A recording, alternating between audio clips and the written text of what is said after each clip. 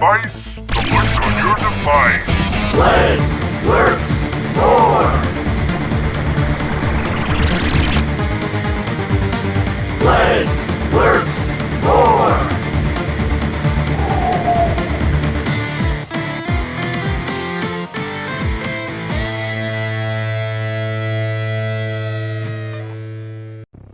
Yes, it was Rick Cook. He was the guy who did a series. Okay. That was the guy.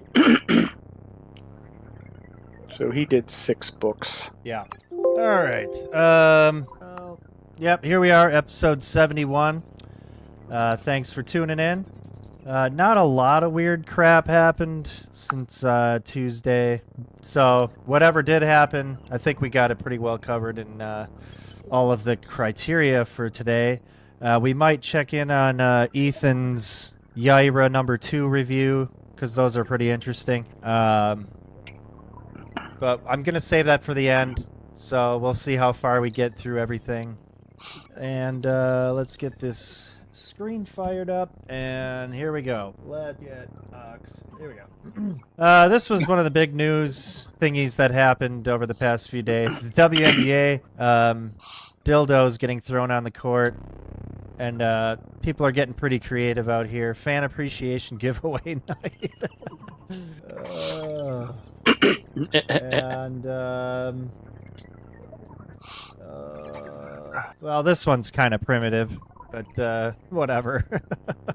We're not above it. And let's see, we got, now you can bet online for which color will be the next one thrown on the court. It's going to be green. I like how white is Caucasian. Oh no. Wait, you can't bet on green? Maybe green. Well, it's color of the third. If not green. This is if not green. It's a special prop bet. If not green. Yep. Okay, what happens if... Oh, the third one. Color of the third one. Yeah, this would be the third one thrown. The next one's number 3. So you're guessing which one's number 3, but not green. This is really hard, because green is the cheapest color, and they're going to buy those because they're going to be cheaper to throw. Yeah. Well, yeah. The other thing is, the green ones are cheaper? Green is the cheapest color, generally. This is why the Hulk is green and purple. No, okay. It's the coloring. Green and purple color are the cheapest, right? So okay. So that this will apply to dildos too. So this means purple and green are the cheapest. So I would bet it would be purple, and you see purple pays more. Okay, we could also just go down there and be the ones to throw the next color, and so we could put the prop bet in now, go down there, throw purple, be done with it. But you see, people know this will happen. Yeah. So what's going to happen now that people are betting is there going to be like 5 or 6 groups of people throwing dildos.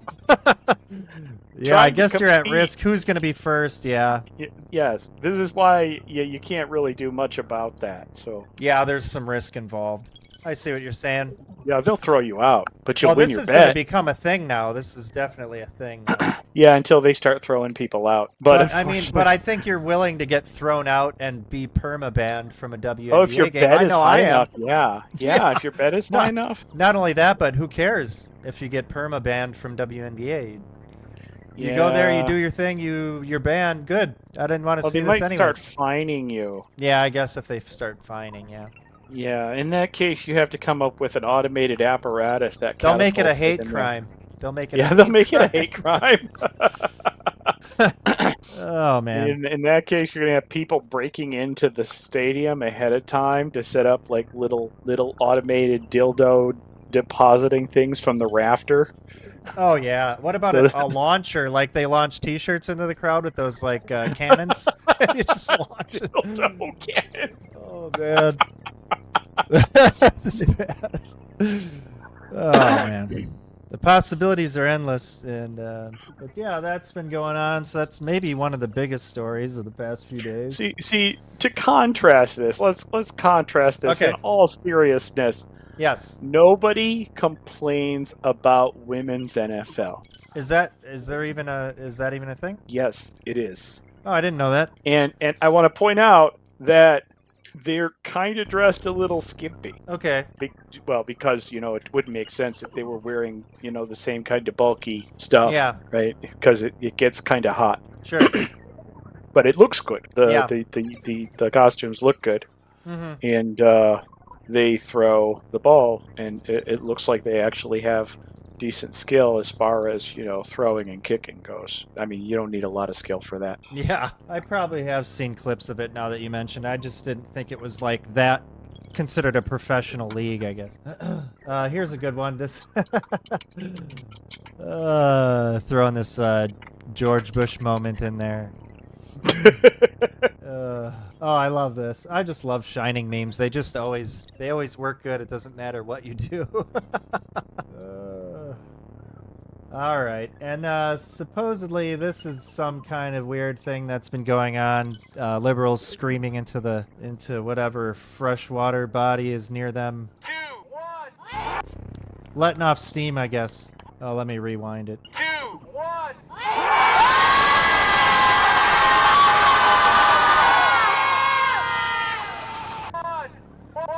I just love this tweet though because it points out this dude. It says one of the few men is an Indian who would clearly realize this is where he can meet desperate white women. And if you watch him, it looks like he's not really into it. He's definitely there for some other kind of purpose. Yep. I got a kick out of that one. Pretty smart though. I mean, but unfortunately, you're pulling one of these chicks here, That's the drawback. This is what is this? Jesus Christ Superstar, whatever the heck. I've never seen any iteration of such a thing. I'm sure. So she's supposed to be Jesus. Yeah, I'm sure it's blasphemous. Already we've messed up. Yeah. And she really does look kind of creepy. Now, are her fingers just permanently like with these claws? I mean, you mean is she demonic? Yes. Yeah, she is demonic. yeah. It's just like tone down the. Usually demons they try to hide their form. This one's just out there. But like she was in that movie Wicked, right? So as like one of the witches or something, and I didn't see it, but I mean. I thought that this was like a costume prop, that the claws on her hand were a costume prop, but she's just rolling with this. Or it. I don't know. Should we even play this? I'm going to do it at 1.25.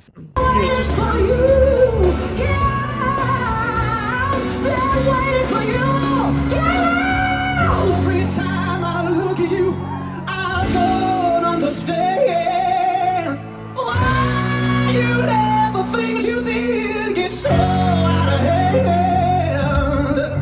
You'd manage better if you had blood.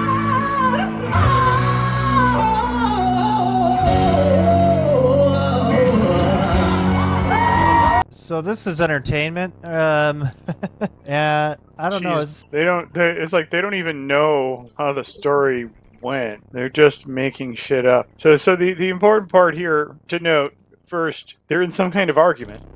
They have to be. This would have simply never happened. Right. I can't see Judas ever arguing. So Judas was a thief, right? His job was to, of course, hold the money, right? Yeah. Somehow he got that job because he was a thief. He was pilfering money out of what they were basically supporting themselves with. Uh-huh. Right? They would have their collective money in one place, and he was the guy holding on to it. Sure. And he's kind of like he's actually a little bit depressing of a person because he went along with them and he got to see Jesus's miracles, and still in the end he betrayed them. Yeah. That's pretty dark. Mm-hmm. Totally black-pilled guy. Yep. But what is the story with the Jesus Christ Superstar? This one, I don't know anything about this, like what it's actually supposed to be. Oh, well, I only know that there's no set here. This is really it's a style. cold looking. Like they didn't put any effort in. This looks like an audition. It doesn't look like a production. So it starts with Judas expressing concern over Jesus' growing popularity, fearing it will provoke Roman and Jewish authorities. Okay. Mary Magdalene shows devotion to Jesus, complicating her relationship with Judas. Wait. Mary Magdalene is seeing Judas? Yeah. Wow. Okay. uh, Celebrities. Jesus enters Jerusalem. He's hailed as Messiah by the crowds and faces increasing tension with the Pharisees. This is normal. Judas, convicted by loyalty and fear of repercussions, betrays Judas to the high priest. Yeah, for 30 pieces of silver, of course, right? Jesus shares the last supper with his disciples, predicting betrayal and death. He's arrested in Gethsemane after Yeah. anguished prayer. Right, this is normal. Uh-huh. Judas, consumed by guilt, hangs himself. This is a little out of order, but yeah. Jesus is tried before Pontius Pilate. Yeah, this is normal. So the part they added was this concern. It's like Judas did not have any concern. Yeah. Yeah, no, he so basically, it looks like they added more stuff around. They created this kind of love triangle here between Judas, Magdalene, and Jesus. Yeah. Wow. Okay. Well, just another thing I won't be consuming. All right. Well, okay. The next clip is just some good humor. I feel like somebody did some really nice editing work. It also sparked my imagination. You know, maybe we should see more of these really good edits to old cartoon footage. Go get him, Bruce! He's getting away! Fuck. No. Oh, yeah, sure, Mom and Dad. I'll go to school, become a psychiatrist. Now look at me. I'm a fucking scarecrow, and I'm running away from a guy dressed as a bat. I should have just specialized in dance like I wanted to. Oh, this looks good. Oh, Batman never goes in alleyways.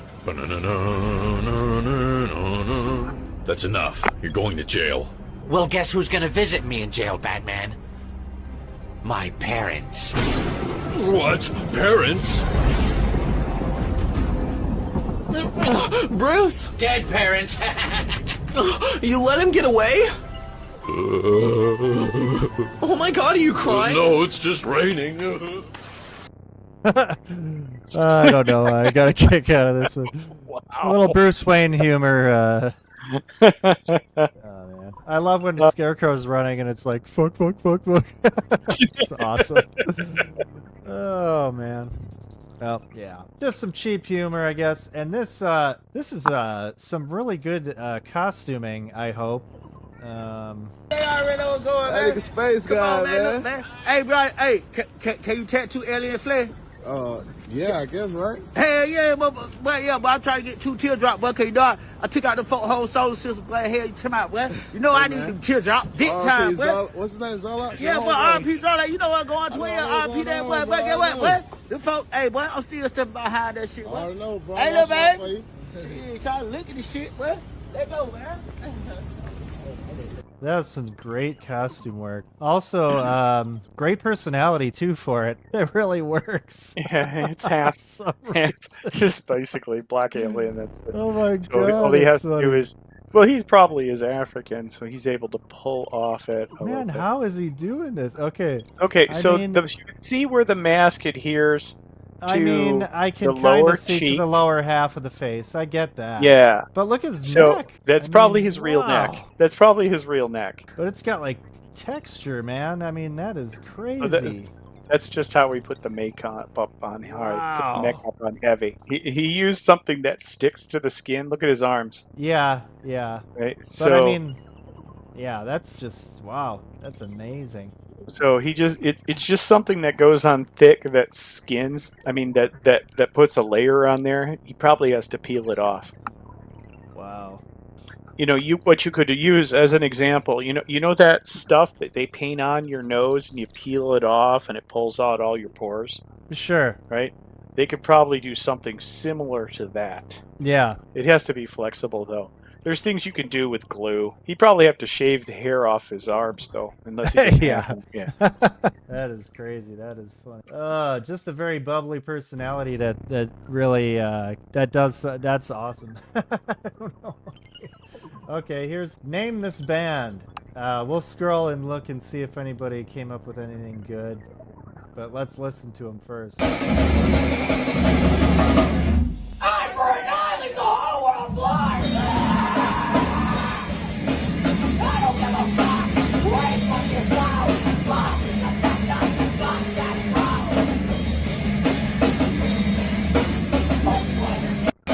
Oh, it's not that bad. It's pretty good. Who was that girl on Willy Wonka that swallowed a blueberry? Oh no. Fatalica. System of a Pound. The Food Oh. Fighters. Mega Belt. Pearl Ham. Rage Against the Diabetes. I think I've heard that one before. That's regurgitated. Marilyn Hampson. Oh no. Black Sabbath. Hootie and the Blow Whale. Really heavy metal music makers. Yeah. The Caloric Romance. My Caloric Romance. That's pretty good. The Green Monster. Matriarch Devolution. Oh yeah. See. I guess. Alright, what's next? Okay, so this, when we talked about the American Eagle thing on the last episode, and I was wondering if the company was gonna back down, but they didn't. They actually didn't. They're gonna continue to, whatever. They said, screw you. I don't need to read it. It's just an advertisement. Here's a different one.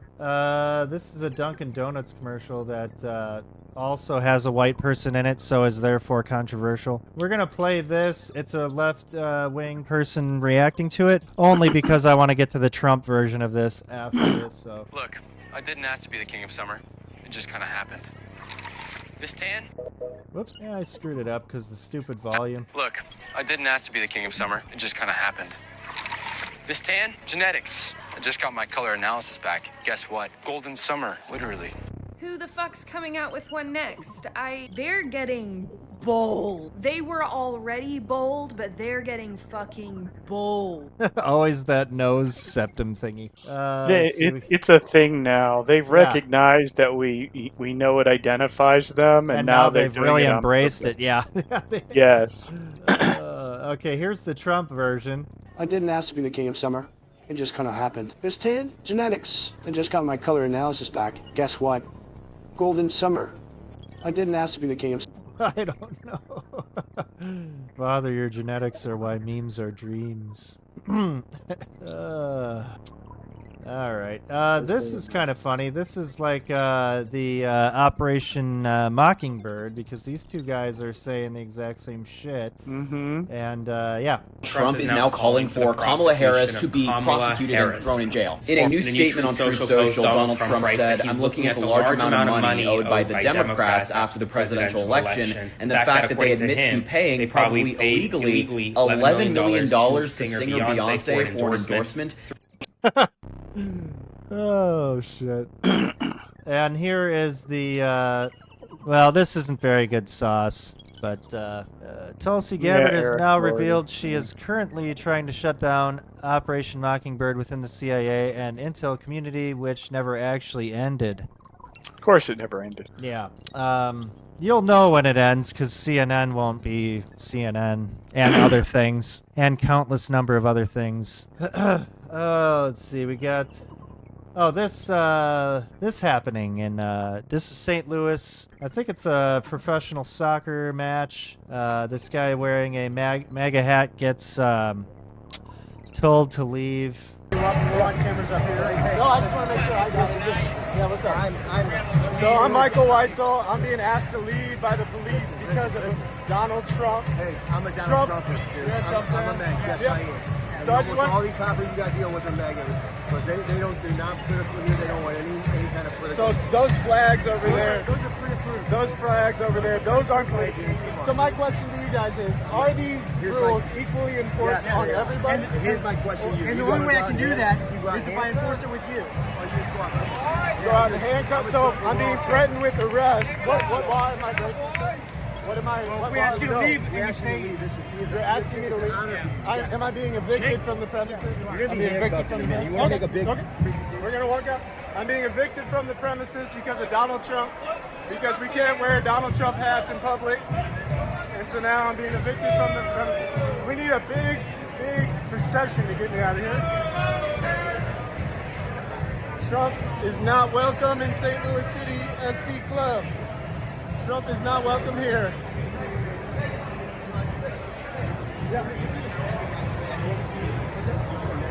I'm giving Mac, you guys. We're the ones. We're usually better than that. I know. We're the ones who don't complain about everything and cry about it. I know. But if we're gonna do this, policy of the department. We don't want. Oh, you just take the hat off and go back in. If I take the hat off, I can go back in. Yeah. Okay. We're already past that. We're past that. You already gave that chance to you. No, that's fine. Just for this game. Just for this game? Okay. Tell me all you want, because I'm anybody more pro. He gets it. He's just following the rules. It's not his fault. Okay, well, but this is the stadium's rules here. You're good, man. Thank you, sir. Hey. So that's what happens if you wear a Donald Trump hat to a St. Louis City Soccer Club game. Thanks for watching. Huh. It was because it was soccer. Yeah. Yeah. I mean, so is this is grounds for some kind of lawsuit thing, isn't it? Yes. I believe it is because it might fall under being considered a public place. Yeah.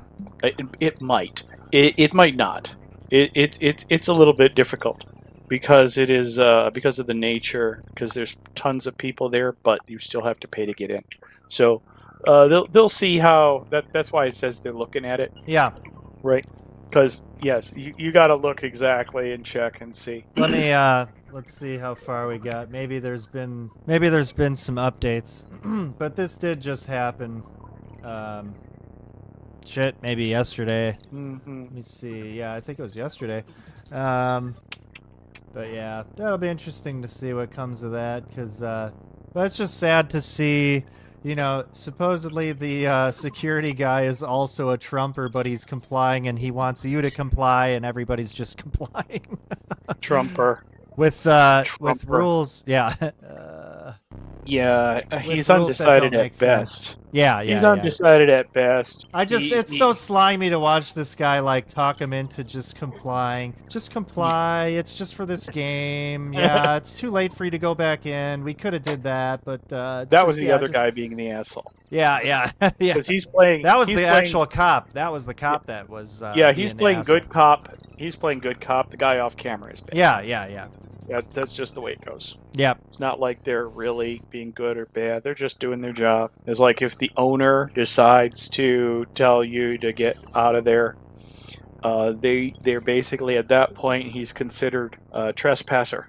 That's why. Right. So it's not like they have any opinion that matters. They have to do their job. Yep. Well, maybe on a future episode we'll see what that's all about. Now this next tweet, do we still call these tweets, is Melonie Mac being a horrible hypocrite. But she's so bad and got caught so hard that she deleted the fucking original tweet. So I'd have to dig for the screenshot because she deleted it. As you can see, it says this post is unavailable, but basically she was calling out the Sydney Sweeney thing and saying let's not go and overly support her because she's basically a prostitute for such and such reasons, because she walks around scantily clad, and then somebody pulled all these pictures on her, and that's the end of that story. But that's just kind of hilarious that she's since deleted the tweet. So that's all you're getting out of it. Just be careful with your favorite pundits, people, because they will let you down. Let's see, we got... Oh, Kamala's back. Yeah, Kamala's back, and I'm done apologizing for her. We can stomach this. We can get through these next few clips. There are a few clips back to back to back. I think she was on Stephen Colbert's show before it ends, and I haven't watched any of this yet, but apparently there's some quotable stuff. Let's just watch. I rolled calls, and that's me on a call. So you'll see my phone is actually on my lap, and I know I've been teased about this, but I like these kinds of ear pods that have the thing, because I've served on the Senate Intelligence Committee. I have been in classified briefings, and I'm telling you, like, don't be on the train using your ear pods and thinking somebody can't listen to your conversation. I'm just telling you, that's a little bit more secure. Interesting. Oh, yeah. You should not use... There's better reasons not to use but AirPods. Kamala Harris being the voice of truth here in this instance is the interesting part. Well, she probably wasn't supposed to tell people about that's it. what I... that's But what I'm but let's point out, like, the real reason you shouldn't use your pods is because you're putting a radio source in your eardrum, and Right. there's no bone to block it from getting to your brain. Yep. And it's the same frequency as a microwave, so it is slightly cooking you very slowly. Yes. Yep, that is important. Let's see. And apparently she's wasted on this show, but I think that's just she can do that all the time because it's just her now. It's just that's who she is. It's expected. I mean, there's a lot of personal stuff in the book. I mean, poor Dougie. Oh, they're talking about like her book, I guess. Okay. You're blowing the lid off of Doug? What's going on? For example, my birthday's in October. The election's in November. You see where I'm going. And Dougie kind of dropped the ball on my big birthday. He didn't get you anything? Oh, you have to read the book. Oh wow, that leaves you on the edge of your seat. What did Dougie do on her birthday? Must get book. There's probably so many people with septums out there that it actually worked on, but it's okay. This is the last season of this guy, so we won't ever have to watch him again. Yeah, you're right. There'll be some other idiot that will be stealing clips from. All right, let's see. Oh, that must be the all right. Oh, we covered that already. Hey, we're at the halfway point, but I guess before we do that, I'll just finish up this last clip because it's the last one I had before music time. This is a drag cross-dressing Dylan Mulvaney cross-dressing back into a dude. Yeah. Can you get me Dylan's agent? Yeah. Buddy! Hi. I'm calling about Dylan's show. Sprouse? No. Efron? No. Bob? Mulvaney. Oh. Love her. What's up? We got a theater. New York? New York? Broadway or off? Off, but it's downtown. How downtown? West Village. Lortel? The Lortel. Okay, holy shit, this is 1 minute and 46 seconds. We've seen enough. I know we have seen enough. I'm still gonna do this. We're gonna do this one at double speed. We start review September 20th and we run through November 30th. It's live, but we have a problem. It's the timing. Exactly. Okay, yeah, we've seen enough. The point is, this is a guy that's dressing up like a girl most of the time and now dressing back into a guy. This is 2025 and on Earth. That's why we lurk up here. So weird. Okay, now we can, that segues us right into the music portion.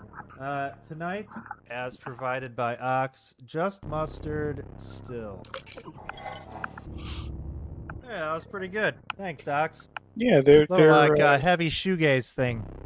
Yeah, I never got I never understood exactly where shoegaze starts and ends. Yeah. Because all I can concentrate on is the guy looking at his feet. So yeah. It's like, is the guy in this band looking at his feet or not? Yeah, that's how it qualifies. Yeah. Yeah. Yeah. You have to see him live or see live performance to know for sure. Right. See, on this one, I can't tell because I don't see the shoes. Yeah. I can't. That's pretty good, though.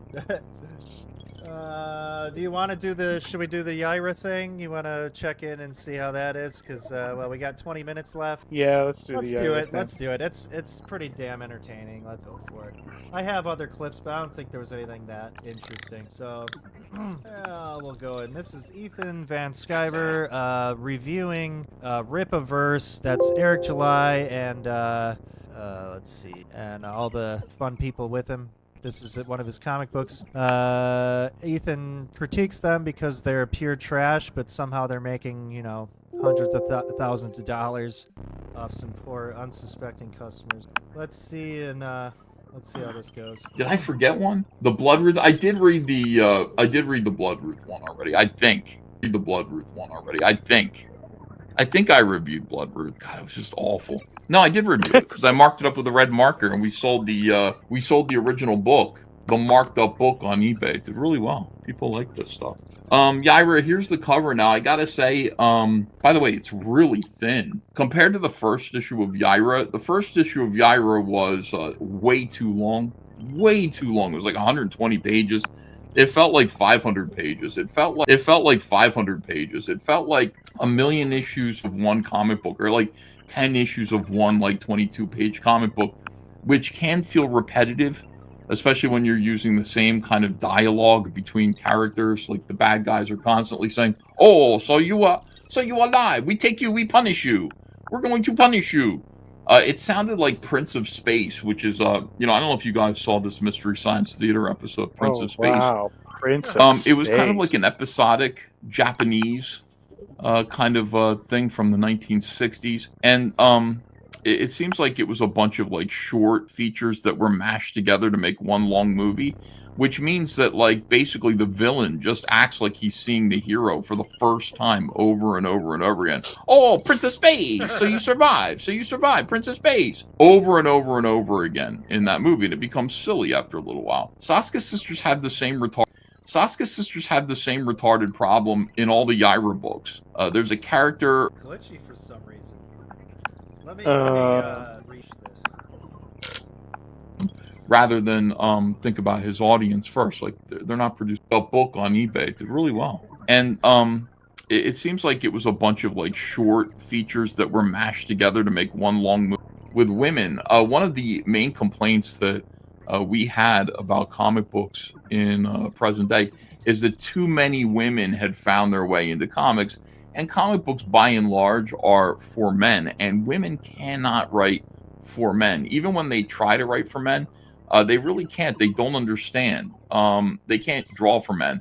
The worst thing about Deborah Carita's artwork is that she's very consciously trying to draw big tits and ass because she's like, that's what the readers of this book want. So I'm going to draw big tits and ass on every panel. And she's not good at it. Like she just like that, like her view of like what the readership of this book is are like retards who have never actually touched a woman. And that might be true because I think, Sturgis is like a big fan.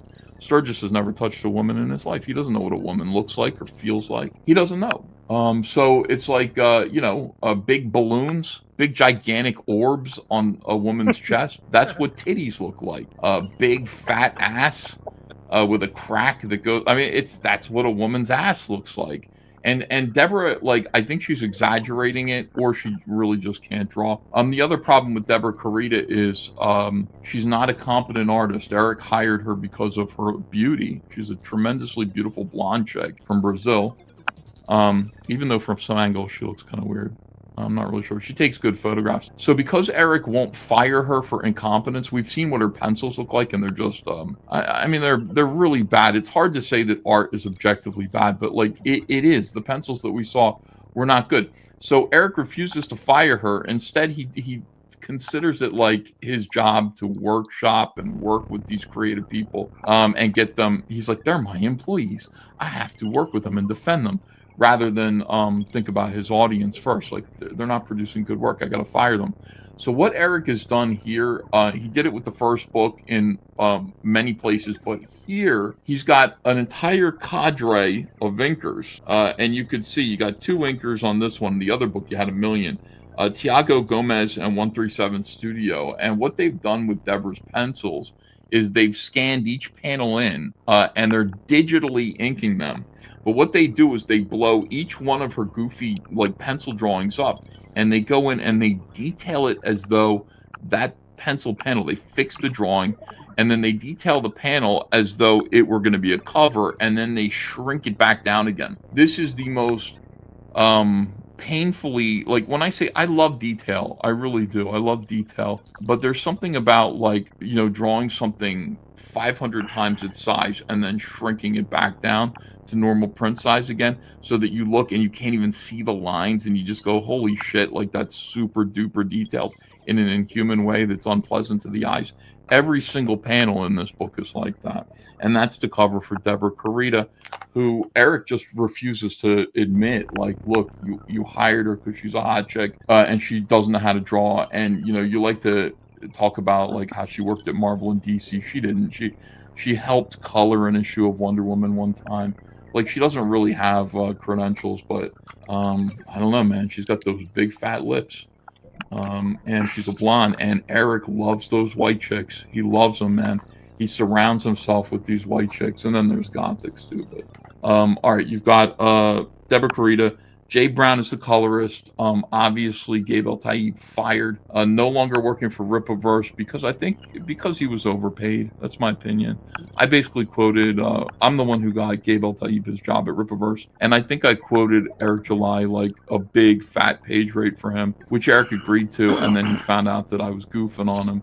And so, you know, he told Gabe that Gabe had to go. Like, either take a page rate cut or go. And, you know, I don't know that's my guess about what happened. But Gabe left. They're still on good terms because Gabe doesn't want that smoke, you know.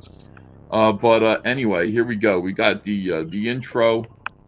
I'll read it. I'm going to read a lot of this to you guys just so that you can see it, okay? You can hear it and you can imagine what's going on. Here we go. Yaira seemingly defeated the 3 visitors who sought to bring her to justice for her past misdeeds. But despite her victory, the past refuses to stay dead and buried. She has been riddled with nightmares that feel all too real. The world believes Yaira to have perished in her final battle. However, Dr. Sally Rodell still has work to do. Atlantis awaits. Yeah, sure. Okay. Now, Eric July asks all of his writers to write a long essay before we get into the book. Now, when Eric writes one of these essays, he wrote his own essay for ISOM, and we read it last week. It was all about business. It was basically like a coping and seething session that, like, ISOM number 3 didn't raise $1 million, and it was embarrassing to him, and he just kind of coped and seethed through it. It was like 3 big paragraphs of like money, and then like at the end it was like, I hope you enjoy this piece of shit story that I excreted for you, just to wrap this up. Ill-advised. It's ill-advised, Joe. Riddled is the wrong word, says Doranus. Yes, I know. But this is the whole thing. The Saskas wrote that. Riddled with dreams. The reason why you use the word riddled is riddled with bullets is something that you could say, right? So, you can't compare dreams to bullets. It's not really like a very good analogy. So riddled with dreams would mean dreams were puncturing you in some way, multiple times. Where's the splash page, says Past Masterton? I don't know. All right. Money. Anyway, I made fun of the Saskas and like Chuck Dixon, and then like also my dear friend, Mike Barron, because they wrote their essay here, and most of their essay was like worshipful of Eric July, and it's almost like Eric July like asks them, could you just write something about how you feel about working here? Which is like, okay, so Eric July, what a genius. What an amazing guy who created this opportunity for me that I'm never going to forget. Like, Eric July is very much like Zeus on Mount Olympus, and looking down on the people. Like, they're writing this like absolutely absurd, worshipful, obsequious crap about that, mumbling, stuttering idiot. And I think that like we made fun of that, and so Eric, like, I feel like Eric pulled back on the reins on that.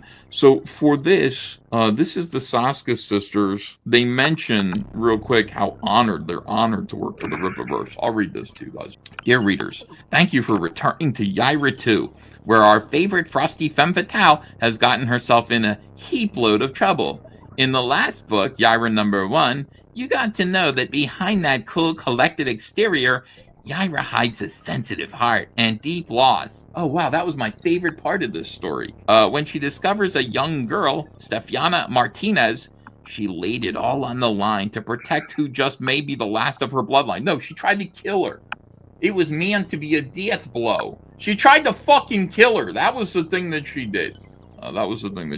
She laid it on the line to protect who just may be the last of her bloodline. Yaira dealt with her pursuers, the last visitors, in the most brutal of ways, blah, blah, blah, blah, blah. And then immediately we cut here. It has been such an honor to write for the Rippaverse and for Yaira. She is powerful, compassionate, and determined. Whatever. What an honor it is to write for Rippaverse. Thank you for being here, and welcome to the Rippaverse, where we want you as a fan and a pay pig. That's the Saska sisters. Their little essay, their opener for this. Let me check on the super chats here and see what you guys are saying. StealthX5 says hello. Glitch says grab an oar, back Lillineth. Infernal Conflict today. You have to back Andy Smith. Obviously, I've been promoting Andy Smith big time, and his new campaign, Lillineth Infernal Conflict has been the source of I think has dominated my attention for the past 24 hours. I hope that you guys have backed it, and if not, tomorrow we're going to be promoting him too. Scott Christie Jones says, R.I.P. Shane Davis. The AIDS finally got him sad. What do you mean? Shane's not dead, is he? All I do is overpenetrate says, Hail 3-6 Mafia intro. Dude, all I do is overpenetrate. I heard you super chatting on Biggest Problem in the Universe yesterday. It's kind of nice to have you here. Kilroy was here. Can you consider using Vasilis Lolos for an all caps project? Maybe Fearsome 2 or something dark. His latest art posts are wicked. I'm already considering it. Yeah, absolutely. Would love to have him working for all caps comics. Yaira Me Bro says Vasilis Lolos. There he is right there. Mad Relic says review the Rippaverse Omnibus. Oh my god, dude. Can you imagine reviewing the Rippaverse Omnibus? Yeah, I think I'd rather die, honestly. Abacus Flinch says don't worry about spoiling Yaira. Spoiling implies there's a plot. Yeah. Matt from Cleveland. What happened to the book with 11 vowels in the title? Swarse or something. Did that come out yet? I don't know if that came out. I would review it if it's out. Queen Cinder says too many superheroes in Rippaverse. Queen Cinder, I would say not enough superheroes in the Rippaverse. None of them are heroic. I mean, none of them are heroic. None of them are heroes. SDA says re-wrench me EVS. I lost my channels. There you are. It's SDA. SDA, do you swear on your honor to be who cares? I'll just wrench you. Do you swear on your honor to not become Chris Stanley? Okay, you are re-wrenched. As long as you swear not to be Chris Stanley. Now this is what I mean. You got this tiny little panel of Yaira here. Let me see if I can get it to come into focus. That would be good if it did. Could it come into focus? How do I get it to focus? All right, you're not going to be able to. It's not going to be focused very well, which will defeat the point. But every single one of these little panels here, in which Yaira is a full figure, has been blown up on the computer to be gigantic, so that you can go in there and draw everything down. Now, I don't know how I feel about it. I started noticing this happening over at DC to some extent too for certain artists when the Syntech became kind of a useful tool, and people would just the limitations, the fact that this is a little inset panel kind of limits you as to how much work you can put into it because you have a pen. But with the Syntech, you're blowing it up, and then you can just sit there and noodle this one little fucking inset panel for a day, and it's a waste of time. It doesn't look better. It kind of looks upsetting. It's just too much. And the drawing isn't particularly good anyway. It's just been noodled to death. So Yaira is sitting there. We open up with a volcano erupting and a little inset of Yaira saying no, and then she's on her knees in the lava, I guess. Mother, help us. It burns. I'm going to zoom in a little bit on this, if you don't mind. If you guys don't mind, let's zoom. Okay, is that good? And I'm going to try to focus it a little bit better, too. I don't know if I'm going to be able to. Let's focus it a little bit better. Okay.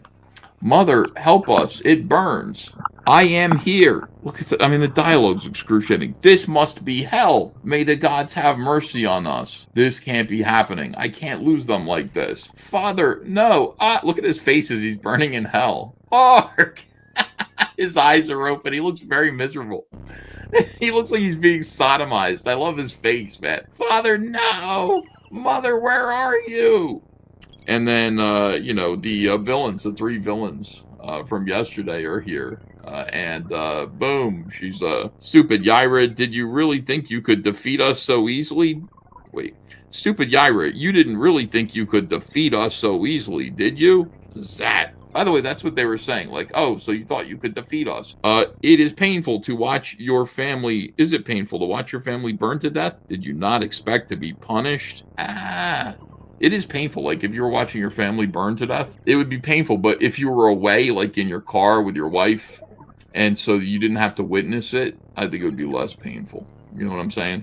Like, if you just came back and found out that your family burned it up, like, it'd be less of a problem. But watching it would be the worst. It'd be the absolute worst. Watch your abomination of a family die screaming, wench. God, just amazing.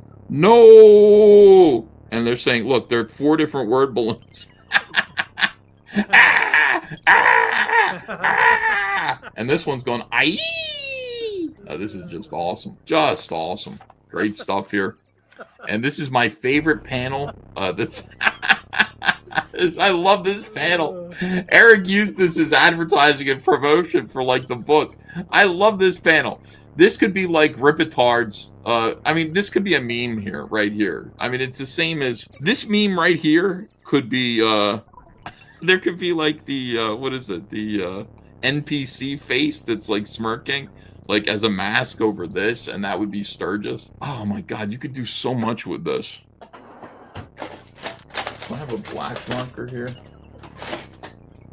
I have this. Let me see if this works. You know. All right. Bear with me here, guys. Bear with me. We're doing a little drawing. I wish I had a black Sharpie nearby. This isn't like as good as a black Sharpie would be. So this would be like Yaira coping and seething, but it would be like a Ripetard or Sturgis, or I mean even, you know, it could be like Eric July coping and seething here. This this is Eric July looking at the sales numbers for the action figures, which are, I mean, I would say they're not doing so well. He did have to order over 10,000 action figures. You got the Ripetards completely coping and seething over that. Oh, we're working with McFarlane. Yeah, you're working with McFarlane, but you got to do McFarlane numbers, bro. You know, McFarlane works with factories with big MOQs. MOQ stands for minimum order quantity. And minimum order quantity... No, minimum order quantity is like you know, you gotta order this many in order for the factory to make your project. You gotta buy that many, you know.